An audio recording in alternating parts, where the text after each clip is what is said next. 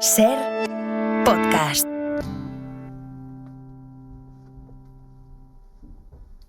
Should I just stay anytime? Okay.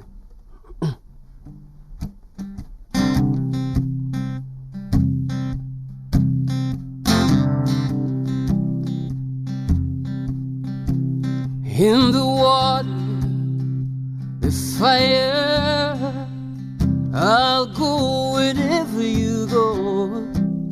In the valley, in the canyons, I'll go wherever you go. Hey lover, I'm ready now. Can't you see this riot inside my veins? Hey lover, I'm overcome by desire. How must I wait? In the water, the fire, I'll go wherever you go. In the valley, in the canyons, I'll go wherever you go. Javier San Pedro y Pera Estupiñán, ¿cómo estáis? Buenos días. Muy bien. Muy contentos ¿Todo de bien? volver a hablar con vosotros. ¿Alguno ha cogido COVID? Yo que sepa, no. Yo que sepa tampoco. Pero tú eres un detector de variantes. Sí, creo que ¿no, las Javier? colecciono todas y además la última importada es el iPhone 15 de las variantes, creo. Pero bueno, tú sabes infinitamente más que yo de esto. Creo que es una variante muy contagiosa porque tiene muchas mutaciones, pero que en cambio, como estamos todos vacunados. Y que en sí mismo el virus es intrínsecamente más débil, ¿no? Es lo que llevamos viendo desde hace un par de años. Variantes cada vez más contagiosas por la sencilla razón de que si no, no podrían desplazar a la variante anterior, que ya es lo bastante contagiosa, ¿no? Entonces, cada nueva variante que surge es necesariamente más contagiosa que la anterior. Pero que son no provocan una enfermedad grave en general. Esto es lo que cabía esperar, ¿no? De la teoría biológica, porque un virus que mata a su huésped muere con él, ¿no? La forma más eficaz desde el punto de vista del virus de Es fastidiar. propagarse es fastidiar sin matar, ¿no? Y si es posible alguien asintomático, mucho mejor, porque está contagiando más tiempo, ¿no? Y bueno, la nueva variante es Omicron XBB 1.5. Yo me voy a esperar a la 1.6. Llegará una vacuna este mismo otoño, está a punto de llegar.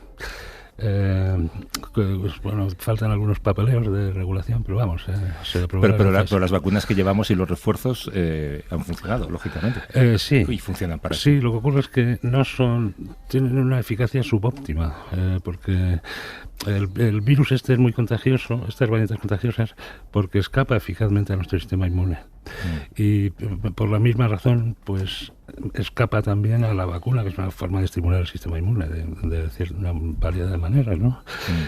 Y es mejor esperar a estas variantes, a estas vacunas de otoño, que están adaptadas específicamente para esta clase última. ¿Cuánto dura la eficacia de una vacuna? Es una pregunta que debería... La tendencia es a que esto va a ser como La gripe. La gripe.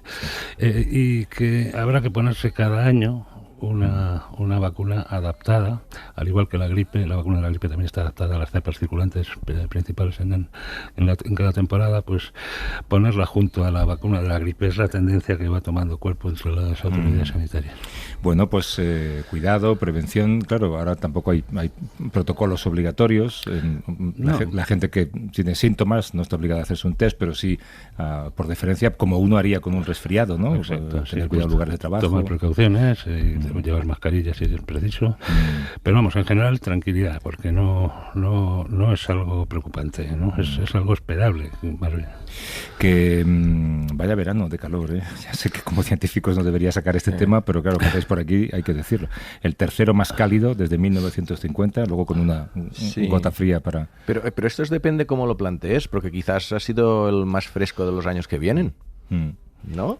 Hay que verlo de manera optimista. No, es un poco de broma, pero anticipando lo que viene. O sea, no es casualidad. No es un ciclo natural que aparezca un año más cálido y otro menos. Es una clara consecuencia de que la atmósfera está mucho más cargada energéticamente porque hay más gases CO2, más gases de efecto invernadero, provocando que los rayos no se escapen de la atmósfera y hagan que el sistema esté más cálido, pero no solo más cálido, como con más energía, como con más tensión, y por eso hay estas tormentas tan anormales que cada vez serán más normales. Es decir... Y yo no sé cómo decirlo.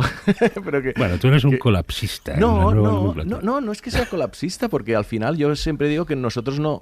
A ver, lo más preocupante ha sido que se suspendió un partido de fútbol, ¿vale? O sea, en África, en otros sitios, especies vulnerables sí que van a sufrir. Nosotros nos adaptaremos a estos veranos más cálidos y si nos toca sudar, pues sudaremos. A ver, no. Si habrá personas vulnerables que lo pasarán mal, pero que en otros puntos del planeta será mucho más grave. Y esta es una de las grandes injusticias del cambio climático, que serán justo los que no lo han provocado.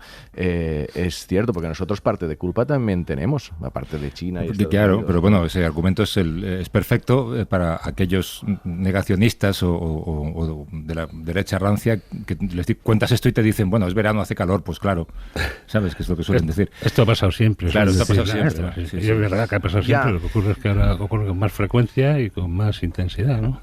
Pues, bueno, claro, tampoco es que lo quería plantear como dándoles argumentos a los negacionistas. No, al contrario, yo te digo lo contrario, que ellos lo justifican así, pero es evidente que es... Sí.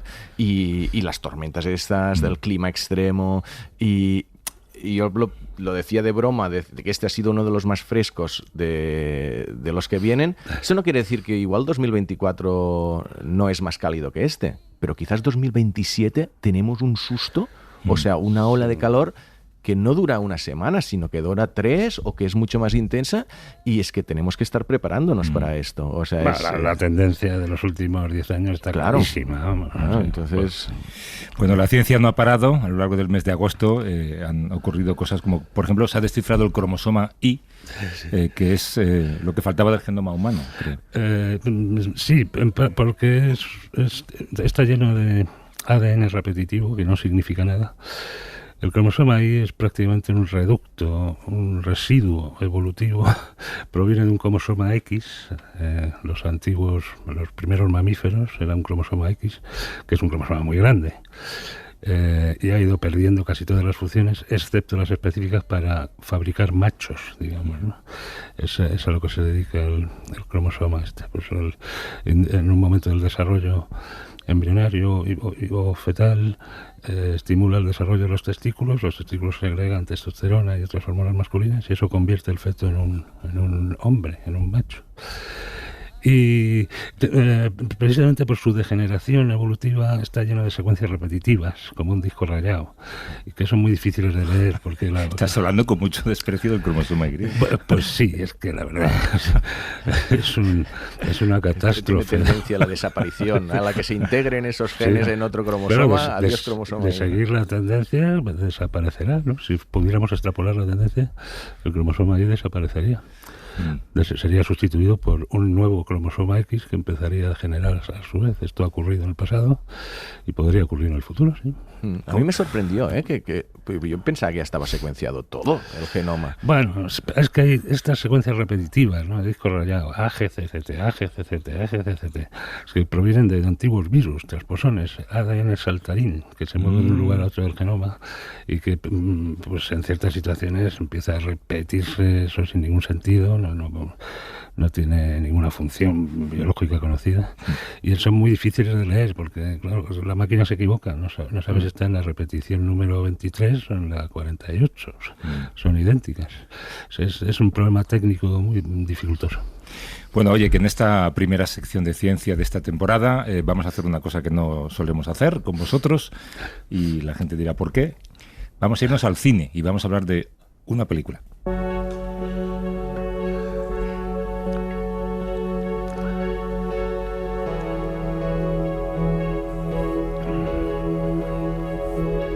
¿De qué preferís que hablemos? ¿De Oppenheimer o de Barbie?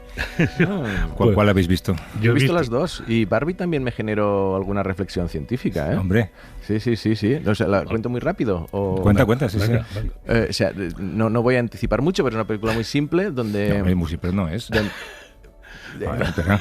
Comparado con Está muy bien Oppenheimer, pensada. Sí, está muy bien pensada, pero al final lo que hay es Barbieland, un mundo donde están las Barbies y los Ken, y hay un mundo real. Las Barbies y los Kens de Barbieland saben que existe el mundo real. Ellas asumen que por el hecho de haber una Barbie astronauta, pues las chicas del mundo real serán astronautas y están como en un mundo feliz, entre comillas, y pensando que generan un efecto muy positivo en el mundo real. Entonces hay una Barbie que tiene que salir del mundo de Barbieland al mundo real y de repente se encuentra que el mundo real no es como ella había... Que en el mundo real está Rubiales, básicamente. Sí, y dice, oye, ¿cómo es que lo que nosotros hacemos no tiene el impacto que nosotros pensamos? Y digo, esto es como los científicos.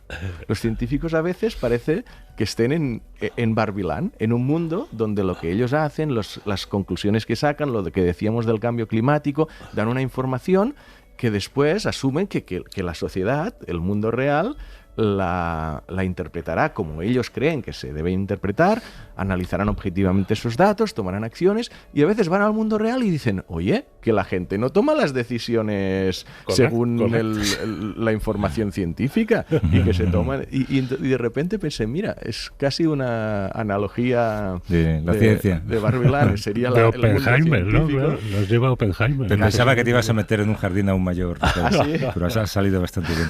Airoso. ¿Tú has visto Oppenheimer? Ayer justo, me había escaqueado todo el verano Sí. por el tema de las 3 horas que me tenía un poco preocupado. Pero ayer ya, pues por necesidades del guión, me metí en una sesión matinal, además, que me encanta. Mira. Ir al cine a las 12 de la mañana. Y saliste con un hambre tremenda, ¿no? Salí a las 3:30 muerto de hambre. Y sí, tuve que entrar rápidamente en un bar a reponer energía. La película me resultó impresionante porque que sea rigurosa, o sea, que respete los hechos históricos, no tiene mucho mérito porque está basada en la biografía de referencia de Oppenheimer que escribieron un historiador imperialista, la publicaron en inglés en 2005, ganó un premio Pulitzer al año siguiente y Debate la tradujo a principios de este año. Se llama Oppenheimer, el Prometeo americano. Es un trabajo de 1000 páginas, producto de 30 años de investigación de un historiador imperialista.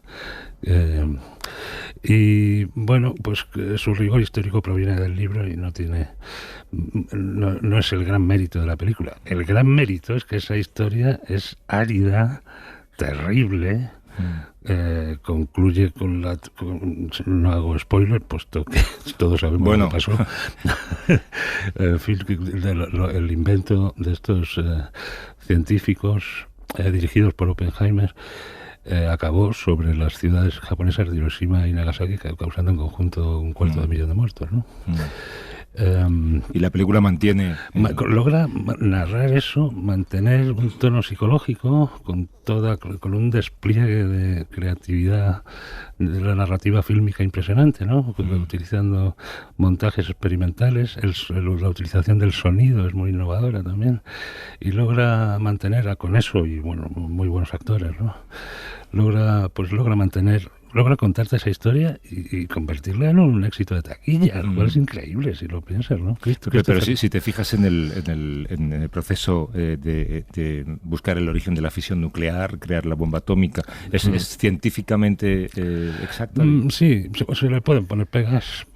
Por ejemplo, hay sectores feministas que se quejan con razón de que no aparece Lisa Meitner, que fue quien descubrió la fisión del uranio.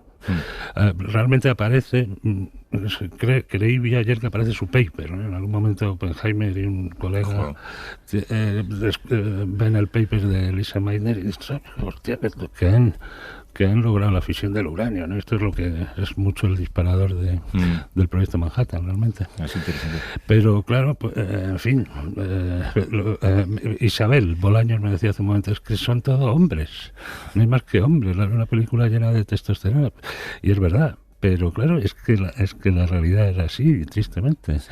Es que poco antes, o sea, hasta principios del siglo XX, a las mujeres no las dejaban licenciarse en física en Harvard, que era la universidad más avanzada del mundo. Y claro, pues eran todos hombres, efectivamente. Tú estuviste en Los Álamos, por cierto, pero ¿qué queda de aquello? No queda nada. Eso es Bueno, queda un super laboratorio, el Laboratorio Nacional de Los Álamos, que construyeron después. Y ahí pero del original, aquello se tocó. Del original, sí. Del original no queda nada. Y hay un museo donde... Yo estuve de turismo, o sea, aquí como friki. Yo cuando vivía en Estados Unidos me hacía muchos road trips y creo que hice uno desde Las Vegas a Austin, Texas, y después del Monument Valley. ¿Qué habías hecho en Las Vegas? ¿Qué habías hecho en Las Vegas, por curiosidad? Dormirme en una función del Cirque du Soleil, porque la vi en la noche que llegué y directo allí y con la pasta que valía me dormí, pero bueno, un espectáculo de agua, lo recuerdo, pero bueno, después Monument Valley y estos sitios espectaculares, paramos en Santa Fe y me tocó convencer a quien me acompañaba de, oye, es que quiero ir a Los Álamos, ¿no? Y sí, allí, bueno, se habla mucho de Oppenheimer, obviamente, hay los museos y de toda esta historia científica del descubrimiento de la fisión, de la reacción en cadena, que es...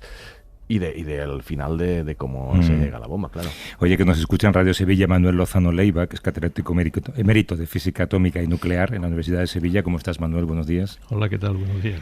Sospecho que tú eres de los que no ha visto la película porque se la sabe toda. Pues no la he visto, simplemente. Pero claro, nada te sorprendería, quiero decir, si se ajustara a la realidad, porque la historia la conoces mejor que nadie. Bueno, sí, es que los físicos nucleares de mi época hemos tenido la suerte o la desgracia de haber conocido a muchos de los que participaron en el proyecto.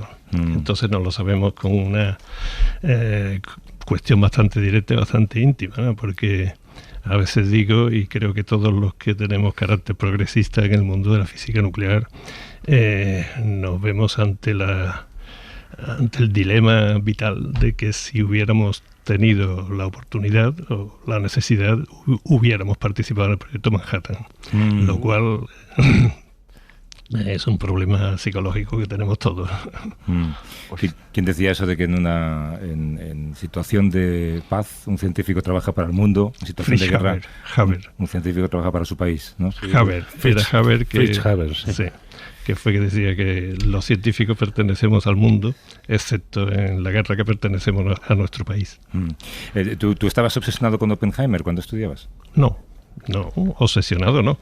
Fue un poco después cuando empecé ya de doctor y empecé a conocer a todos estos discípulos y algunos que estuvieron allí, pues sí, la verdad es que no me hubiera caído muy bien, a pesar de que era un tipo muy inteligente, un poco chapuzas, pero era capaz de... Sí, este Dirac, creo que decía de él, que si pisaba un laboratorio lo estropeaba y todos sus cálculos eran erróneos. Pero... Anda que Dirac tampoco creo que hubiera sido un gran experimentalista, ¿no? No, en absoluto.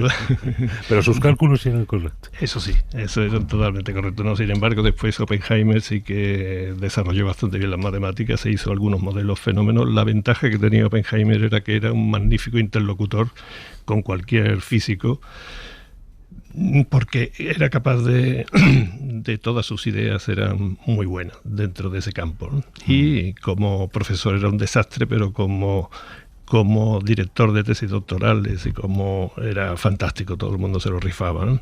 Y muy inteligente, a pesar de lo chapuza que era, era capaz de aprender un idioma, el que fuera, por extraño que fuera, en 2 o 3 meses, como por ejemplo el sánscrito o el holandés, que fueron los que hizo más curioso para mí esa habilidad.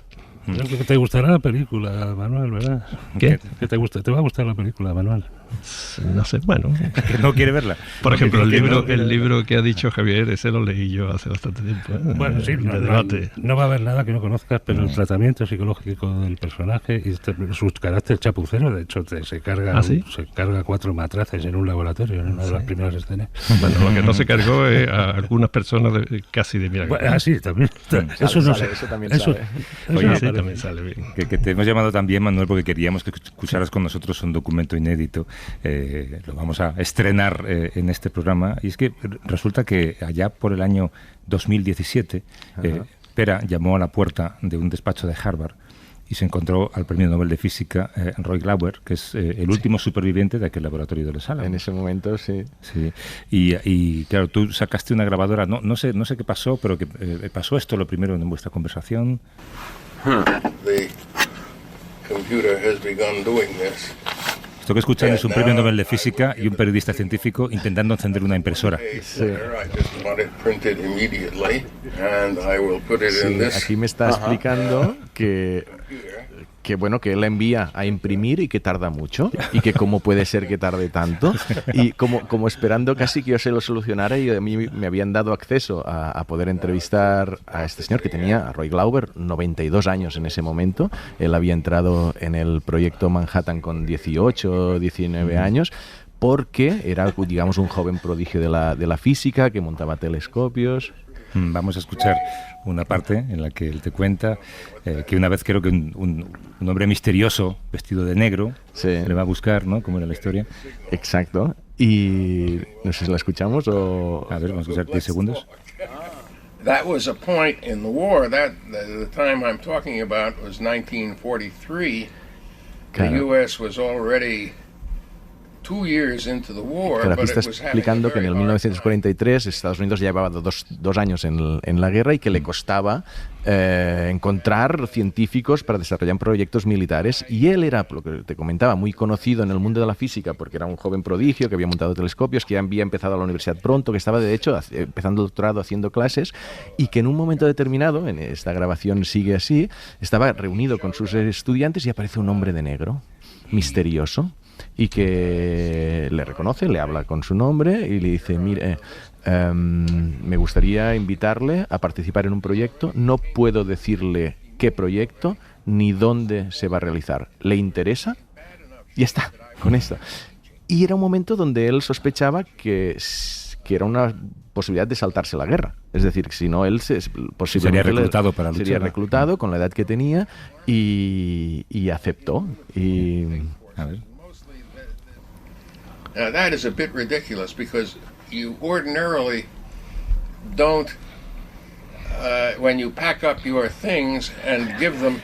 Recuerdo que esto es Pera hablando con el premio Nobel de Física y también científico de los Álamos, Gaubler, y te está explicando que, claro, que era, le decían: empaqueta tus cosas y márchate a un lugar que no sabes cuál es. No sabía cuál es. De hecho, primero fue a Chicago y le dijeron: tú irás a Chicago y a Chicago te darán otro ticket a un sitio que no te podemos decir, que después fue ese pueblecito que no existía, que estaban construyendo cerca de Santa Fe, en Los Álamos, y él aquí decía que era ridículo porque decía: oye, empaquetan las cosas, pero yo tengo que ir por seguridad.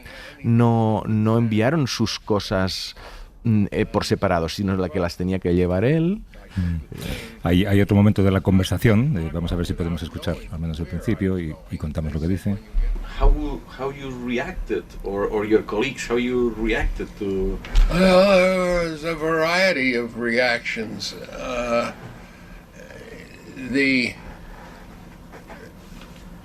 immediate reaction was of course one of being frightened and depressed, but within a few days. Claro, todos los científicos asistieron a la bomba. Claro. A la explosión de Aquí la habíamos bomba. hablado ya de la prueba, prueba de Trinity, de la prueba que hicieron en el desierto de New Mexico, donde vieron la capacidad destructora que tendría esa bomba.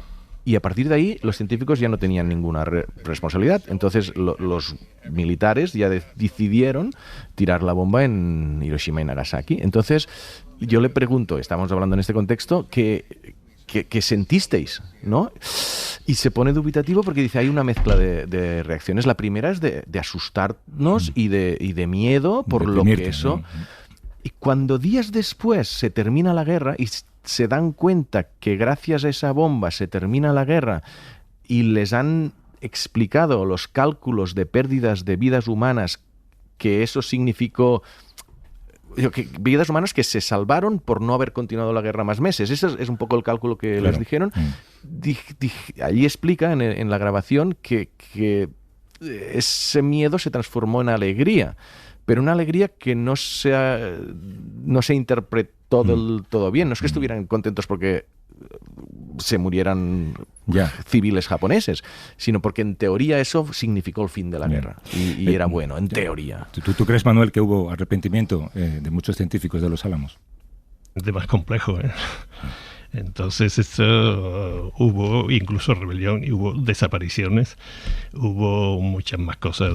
Y a Glauber, por ejemplo, lo ficharon porque no había ordenadores en su época. Y entonces era calculista, o sea que no era más que eso. Después fue un magnífico físico, ¿no?, que se dedicó a la óptica cuántica, nada de... Él hacía matemáticas, básicamente, ¿no? Sí, era un calculista. Una calculadora humana, ¿no? Sí, cuando dices que había oleadas. Sí, cuando dices que hubo desapariciones. Sí. Al final del proyecto Manhattan, cuando se percataron los físicos, porque eso no lo sabía casi nadie, cuando se percataron, se rebelaron. Cuando se percataron de que la iban a tirar contra la población civil, y estaban ya convencidos, porque ellos pensaban que iban a hacer una demostración en el Sáhara o en el Polo Norte o en algún sitio de esto, cuando empezaron a sospechar que la iban a tirar, hubo deserciones y hubo gente que desapareció. Y esto está clasificado, creo que en buena medida todavía. Claro.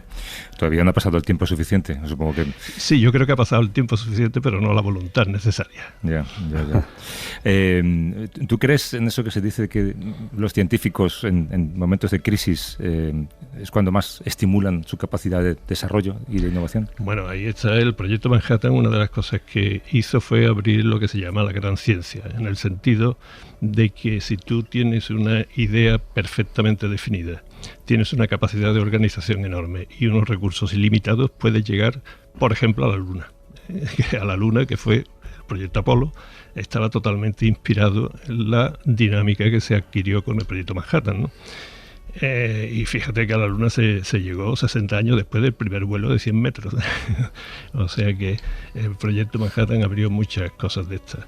Lo que ocurre también es que es muy complejo, ¿no? Y casi nadie sabía otra cosa que hicieron, y al final, por eso que tú me preguntabas sobre desapariciones y rebelión y disgusto entre todos los científicos, es que Niels Bohr, por ejemplo, que era el gran patriarca de la física atómica y nuclear en Europa, visitó Los Álamos y propuso que se abriera aquello a los rusos, a los soviéticos, porque si no iba a haber después de la guerra iba a haber una escalada nuclear tremenda.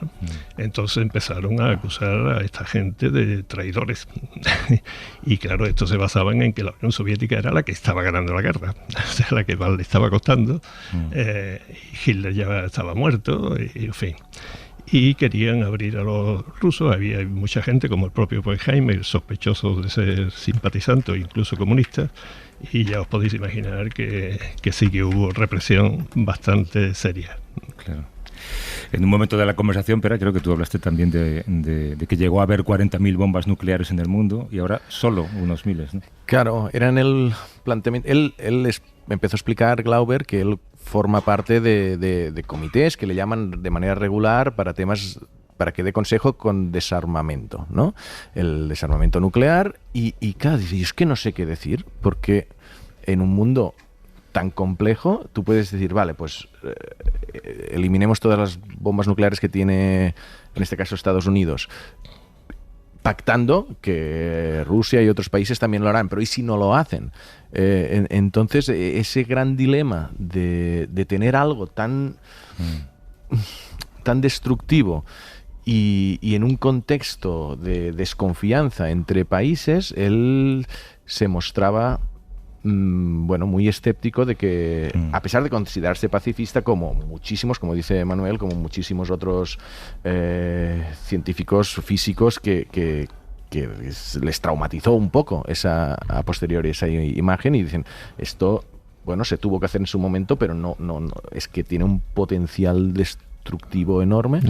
No estoy de acuerdo, pero... ¿No? No, esto... la disuasión nuclear, ya sabéis que desde el 96 no se hace ninguna prueba. Se han lanzado 2063 bombas nucleares a este planeta, aunque parece mentira. Y hoy la disuasión es clara, no hace falta tantas bombas. Ya se considera en según qué medios esto ya pasado de moda, y ya quien nos lo ha puesto clarísimo es la COVID. Una guerra ahora mismo es mucho más peligrosa desde el punto de vista médico, vosotros que sois biólogos, que bombazos nucleares de un lado para otro. Esto ya, claro, ¿cuántos muertos ha provocado la pandemia? Comparemos, absolutamente convencido. Comparemos, Manuel, estos 250.000 muertos de Hiroshima y Nagasaki con los 15 millones que ha matado la COVID, la pandemia. Y te recuerdo además que los bombardeos de Dresde y de Tokio y de Hamburgo previos mataron a más gente en aquel agosto del 45.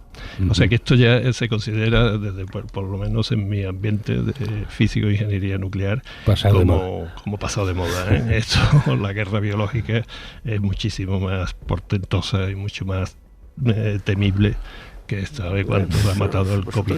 Igual tenéis un poco de sesgo también, en vuestro campo. ¿Por qué? Porque, bueno, vosotros defendéis, y yo sé que tú defiendes bastante la energía nuclear. No tiene absolutamente nada que ver las explosiones nucleares con la producción de electricidad. Eso es lo mismo que confundir un cazabombardero con un avión de Iberia. Los dos vuelan. Exactamente, es lo único que hacen, volar. Es decir, producir energía, uno de una manera violenta y la otra de una manera muy educada. Manuel Lozano Leiva, que es catedrático emérito de Física Atómica y Nuclear en la Universidad de Sevilla. Manuel, gracias por acercarte a la emisora y estar con nosotros. Adiós. Un abrazo fuerte. Y espera, vaya documento que nos has traído. Lo tenía allí guardado. Revisa ahí en los archivos, a ver si tiene más cosas, ¿no? Sí, pues no te extrañes. Sí, pues venga, tráenos algo.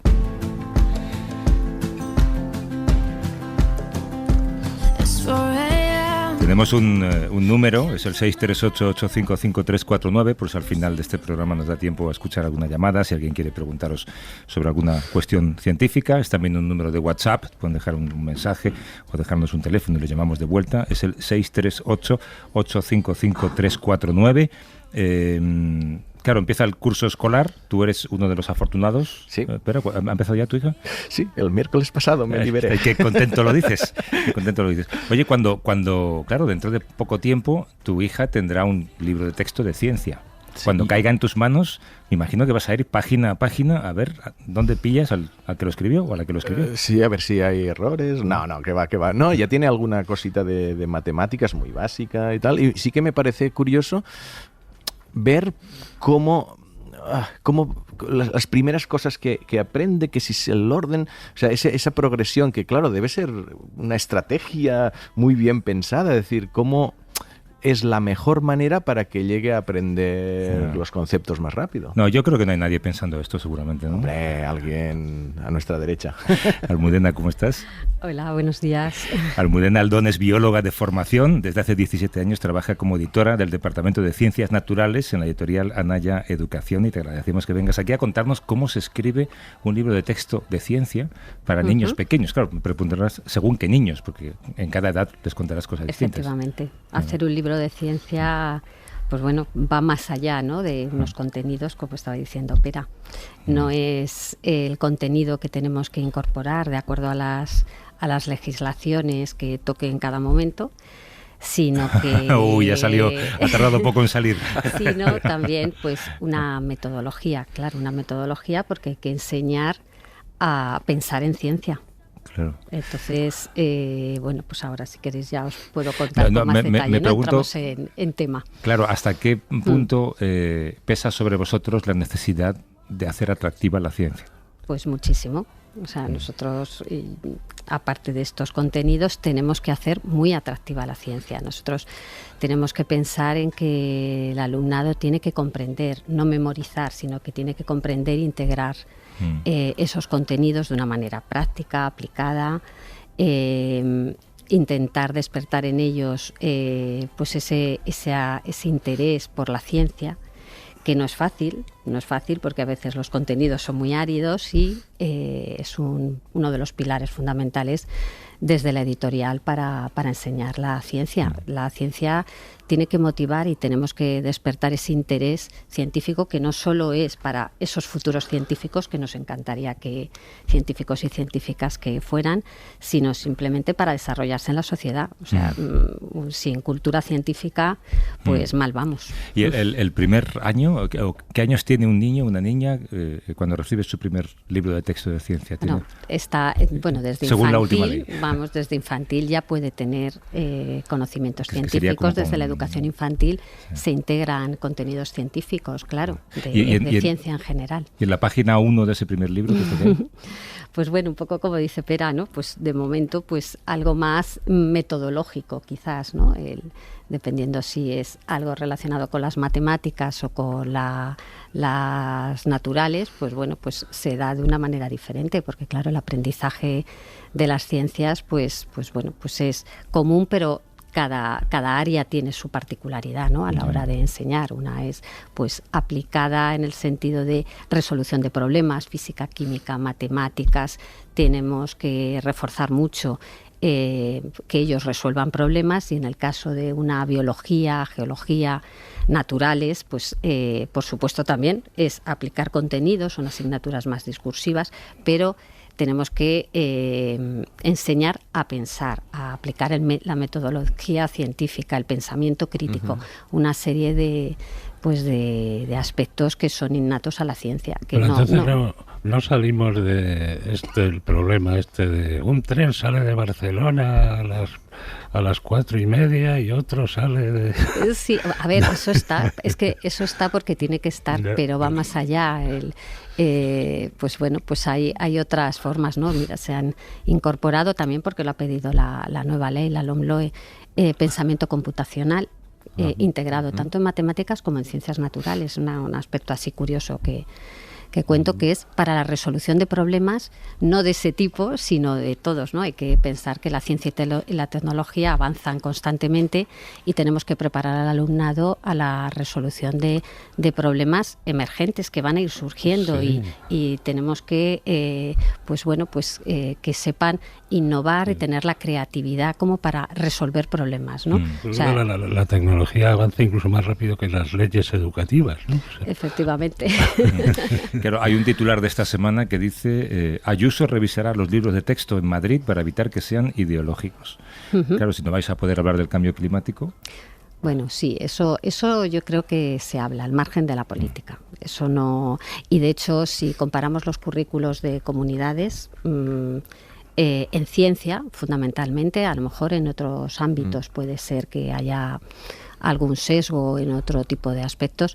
En ciencia no. En ciencia yo creo que es muy generalizado la preocupación por el cambio climático desde todas las comunidades, la preocupación por la salud, la preocupación por grandes temas globales, que eso está ahí. Todos los currículos están impregnados de eso. Entonces realmente no detectamos en ciencia un sesgo político a la hora del desarrollo curricular. Claro, y es que me estaba planteando cómo han cambiado los libros de texto respecto a los que teníamos nosotros, a los de ahora. En contenidos, pues lo que comentas, supongo que se habla de cambio climático, del pensamiento computacional, y en cuanto a forma y tal, pues imagino que buscando esta parte más experimental, ¿no? Sí, claro, la ciencia tiene que ser aplicada. Tenemos que hacer al alumnado partícipe de ese aprendizaje. Entonces, no puede ser memorístico. Nosotros, una de las bases fundamentales es hay que dar contenidos, pero no buscamos que memoricen datos. Claro. Tienen que integrarlos de una forma aplicada. Entonces, pues para eso hay una serie de materiales, aparte del libro, porque no podemos hablar solo del libro papel. Es que un libro ya no es libro. Las editoriales hablamos de proyectos. Y esos proyectos, aparte de ese libro impreso, llevan unos materiales asociados que ayudan precisamente a esa aplicación, ¿no? A la aplicación de herramientas digitales para integrar el aprendizaje, laboratorios virtuales, herramientas que ayuden a integrar esos contenidos de una forma aplicada. Claro, es que vi el año pasado, Eva me explicó que habían hecho un volcán en clase. O sea, tiene 5 años y algo ahora, pero no sé si por lo de La Palma o lo que sea, pero habían hecho, nada, jugando en volcán y que había una pequeña explosión. Bueno, es una manera de aprender, claro. Sí. Eso el libro es el contenido y imagino que entre también las ganas y la habilidad del profesor también debe influir, ¿no? Claro, en que haya un extra. Claro, sí, a ver, eso, por supuesto, el profesor que está en el aula, el profesorado que está en el aula con el alumnado y viendo la realidad que tiene en aula podrá aplicar unas cosas u otras, pero desde la editorial damos todo una amplia diversidad de recursos para disposición del profesorado y que él aplique. Entonces, talleres de ciencias, simulaciones ya en cursos más elevados, el alumnado tiene que ser partícipe. En ciencia no puede ser un alumnado pasivo. A mí me cuentan y hago un problema de el coche que sale de Zaragoza. de Zaragoza y llega. No, vamos más allá. Vamos más allá. El libro de texto ha evolucionado, no es una mera exposición de contenidos. Entonces, hay una gran diversidad de actividades para que el profesorado, de acuerdo a la diversidad en aula, pueda aplicar unas otras. Digamos, nosotros siempre decimos, entre comillas, que damos de más, ¿no? Damos de más para que sea el profesorado el que utilice lo que necesita, claro, de acuerdo a lo que tiene en aula. Esos materiales digitales y actividades se incluyen en el libro de texto de alguna manera. Sí, ¿no? sí, efectivamente, es proyecto, es lo que digo, que hoy en día no hablamos de un libro impreso, sino que hablamos de más allá. Cualquier proyecto que nosotros publicamos lleva asociado un material digital muy potente, con recursos digitales que también se adaptan pues a los diferentes aprendizajes del alumnado. Hay alumnado que estudia mejor un contenido determinado con un audio, otros con un vídeo, otros pues con una presentación interactiva. Entonces damos respuesta a esas necesidades actuales. Claro, hemos ido evolucionando y adaptándonos, y por supuesto a las edades del alumnado. No es lo mismo aprender la célula en quinto de primaria que aprenderla en un tercero o en un cuarto de la ESO. Claro. Entonces tenemos que ir adecuando y graduando esos contenidos, ¿no? Y esa forma de aprender también. Curioso esto que dices, porque un buen libro de texto en manos de un mal profesor seguramente se pierde mucho. Por eso intentáis no solamente que el libro de texto ayude a los alumnos, sino que al el profesorado. Profesor, Claro, nosotros, claro, aparte de lo que se ve, digamos, de cara al alumnado, tenemos también el acompañamiento al profesorado. Nosotros acompañamos al profesorado dando herramientas, pues herramientas de evaluación, ayudamos en las programaciones, en un material para la atención a la diversidad e inclusión muy potente, claro, porque no hay un libro que se adecue a todas las realidades en aula, pero gracias a estos proyectos sí, porque ahí es donde interviene el profesorado, y al profesorado le acompañamos desde Anaya, por lo menos. Pues me parece muy bien, sobre todo después de ver el chat ese de los alumnos del magisterio. Calla, no me lo recuerdes. Que tú sabes que en Netflix, por ejemplo, yo que sé, en cualquier plataforma, cuando hacen una serie, cogen a un grupo de espectadores, ¿no? y les ponen la serie, y seguramente hay un actor que se queda sin trabajo porque la gente dice que son... Vosotros tenéis un grupo, esto que se llama tanto ahora, un focus group, ¿no? De niños pequeños, a los que va dirigido el libro, que le dais el libro o intentáis... Hacemos proyectos piloto, claro, hacemos pilotaje. Y si lo del tren no funciona, lo quitáis. Claro, efectivamente, sí, nosotros tenemos, claro, un estudio previo. Siempre que planteamos cualquier proyecto tenemos que hacer un estudio para ver cómo han funcionado los libros anteriores, qué funciona y qué no, y hacemos pilotajes, claro, para ver qué gusta y qué no. Tiene que ser muy divertido eso, conectar, claro, hay que conectar. Sí, por ejemplo, en vez del tren de Zaragoza, Terminator emprende un viaje desde el futuro hacia el presente a las 4:10. Claro, efectivamente. ¿Y son los mismos en todas las comunidades los libros? No. O sea, cada comunidad tiene sus libros. Cada comunidad, publica su normativa, y entonces ahí es donde puede haber variaciones, no en el sentido que estábamos hablando antes de una preocupación por cambio climático o de determinados temas, sino en cómo secuencian los contenidos. Es ahí donde nosotros vemos la principal diferencia. Entonces, hay comunidades que quieren o pautan que en quinto se estudien unos contenidos determinados y en sexto otros. Entonces, aunque hay un consenso general, es decir, nosotros tenemos ahí como unos libros que sí que responden a una generalidad, luego hay particularidades. Es ahí donde notamos diferencia, pero en el perfil de salida del alumnado al finalizar una etapa no hay diferencia, es verdad que luego al final ese perfil es el mismo, pero el cómo o esa secuenciación a lo largo de cada curso puede variar en las comunidades, en el caso de ciencias, que es el que yo estoy hablando. ¿Es verdad que se han llegado a pedir libros específicos para una isla con 2 colegios? Para una isla con dos colegios. Sí, estoy leyendo aquí. En 2017, la Asociación Nacional de Editores de Libros de Texto y Material de Enseñanza, SANAELE, denunció: nos han llegado a pedir libros específicos para una isla con 2 colegios. No sé qué isla sería. A ver si va a ser el islote Perejil. Que ya está bien, a ver si las cabras se van educando un poco. A ver, sí que hay peticiones, claro, hay numerosas peticiones de mucho tipo. Entonces, bueno, pues puede haber mordido la lengua ahí. Puede haber surgido algo así en esa línea y bueno, o peticiones de pues hay centros que hay partes que les gustaría que a lo mejor no profundizáramos tanto, pero en realidad que no profundizarais en general. Claro, hay ciertos temas que a lo mejor, pero son casos puntuales. No es una cuestión, por ejemplo, la reproducción en determinados centros, pues no es lo que, digamos. Sí, digamos que está explicado a brocha gorda, ¿no? Claro, entonces hay que buscar, para no herir ningún tipo de sensibilidad, pero cumplir rigurosamente el currículo. Tendréis unos mínimos vosotros que no aceptáis. Si alguien os dice de repente de un colegio de, yo qué sé, salesianos, de no sé qué. Claro, oye, además se explica, abejas y flores 0 en este libro. Claro, no, se explica y además es así. Y luego, ahí está el profesorado, el que tendrá que decir si eso lo da con mayor o menor profundidad. Claro. Pero la obligación de la editorial es responder a las leyes educativas y luego, ese plus que da cada editorial en esa forma, ¿no? En esa metodología y en esos materiales complementarios que proporcionamos a alumnado y a profesorado. Bueno, en Estados Unidos que había el homeschooling y que yo me acuerdo del Museo del Creacionismo que en la tienda había libros de texto para las personas que hacen homeschooling explicando que la evolución no existe. Tú puedes escoger qué visión quieres enseñar a tus hijos, ¿no? Claro, pero el libro tiene que ser siempre objetivo, riguroso. O sea, Darwin está en todos los libros, ¿no? Por supuesto. Eso me tranquiliza. Oye, y hay una leyenda, pero sabemos que es verdad, y es que hay unos capítulos en todos los libros de texto a los que nunca se llega, porque no da tiempo. Es verdad. Sí, ¿Qué es lo que un niño nunca va a aprender de ciencia? Porque decís, no, esto para el capítulo final, que no van a llegar. Bueno, pues en la ESO, fundamentalmente la geología. Ay, pobrecillos los geólogos. Ay, qué pena no tener el teléfono de un geólogo ahora mismo. A no ser que la persona que esté dando la asignatura sea geólogo, y entonces empiece por ahí. Ya. Pero como en su mayoría son biólogos, pues es verdad que la geología suele ser... Se va deslizando, Hay aspectos de la geología que encantan a los niños, como la deriva continental, ¿no? Porque lo que ven en el mapa que está colgado... Yo mis hijas todos los días hablábamos de la deriva continental. Todos los días.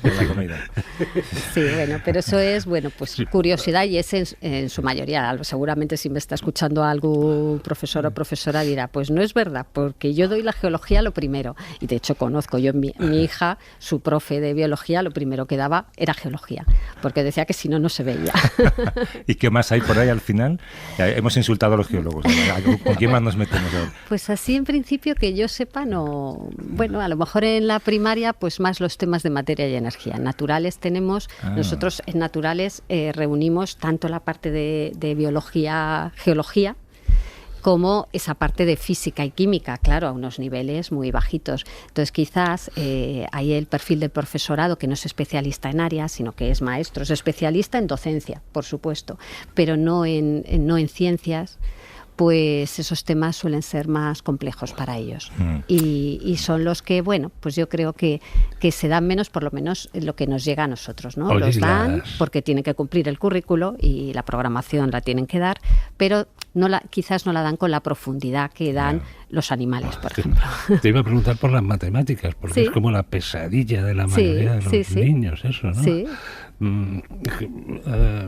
¿Qué aproximaciones utilizáis para acercar esa materia a un alumnado que no está por tragársela en absoluto, ¿no? Pues la contextualización que decimos nosotros, es decir, intentar acercar las matemáticas al entorno del alumnado, que vean que las matemáticas son cotidianas y sobre todo la aplicabilidad de las ciencias, ¿no? Que eso es otro de los grandes objetivos de los libros de ciencia de Anaya.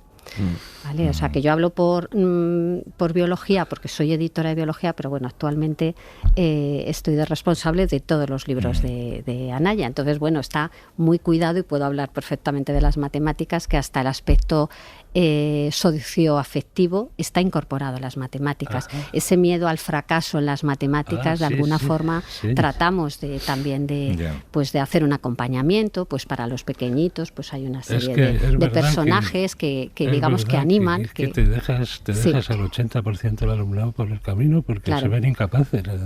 Pues en ese sentido se hace un gran esfuerzo para aproximar las matemáticas, normalizar las matemáticas como algo de la vida cotidiana, y hay numerosas herramientas que se están utilizando, metodología para rápido. hacer eso.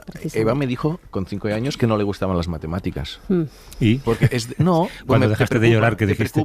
Te preocupa que ya cree un condicionamiento negativo. Ella es de finales de noviembre, es de las pequeñitas de la clase, quizás le cuesta un poquito más que a los otros, pero que de repente diga, a mí las matemáticas no me gusta, con 5 años y medio, digo, uy. No, eso lo tenemos nosotros muy integrado, y hacemos, pues como os digo, herramientas para, pues mira, tenemos un proyecto súper bonito, bueno, no quiero hacer publicidad de lo que tiene Anaya, pero bueno, un proyecto que es Protagonistas STEAM, que precisamente trata de esa parte, ¿no? De que vean referentes científicos y científicas que a lo mejor no fueron grandes, no brillaron en su etapa escolar, ¿no? Sino que bueno, y luego han sido grandes científicos que han estado ahí precisamente en las matemáticas, ¿no? Entonces, intentamos evitar eso. Se puede salvárselo de Eva. Puede salvarse. Ánimo, podemos conseguirlo. Almudena Aldón, que es bióloga de formación, desde hace 17 años trabaja como editora del Departamento de Ciencias Naturales en la editorial Anaya Educación. Almudena, gracias por venir. Gracias a vosotros por invitarnos. Y a vosotros, Javier, pues lo dicho, la semana que viene buscamos otra peli de la que hablar. Venga, si hay que ir al cine se va. Pues vete a ver Barbie, a ver qué te parece. Vale. Hay mucha polémica con ella también, ¿eh? Ya.